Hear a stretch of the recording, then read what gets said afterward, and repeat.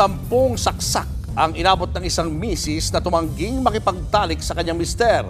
Nasa frontline ng balitang yan ang ating News 5 Visayas correspondent, John Aroa, exclusive.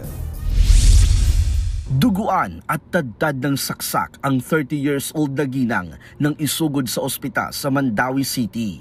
Ang itinuturong sospek, mismong mister ng biktima. Agad namang dinampot ng mga otoridad ang kanyang asawa.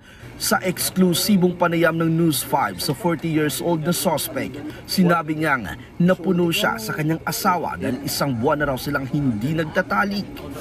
Tanong ko siya, tinatanong ko lang yung misis ko kung nire-regla pa ba siya. Bigla nagalit. Sabi, ba't daw ako tanong ng tanong? Kaya nasampal ko siya sa bibig.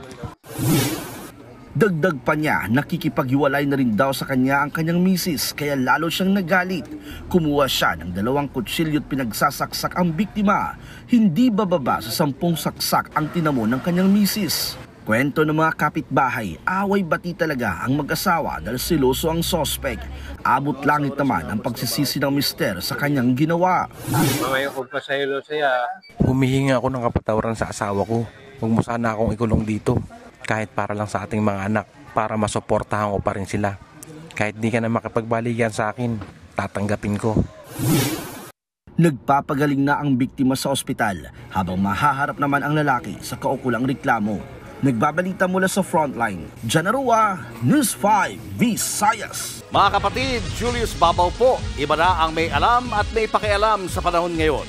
Para sa frontline ng mga balita, mag-follow at mag-subscribe sa social media pages ng News 5.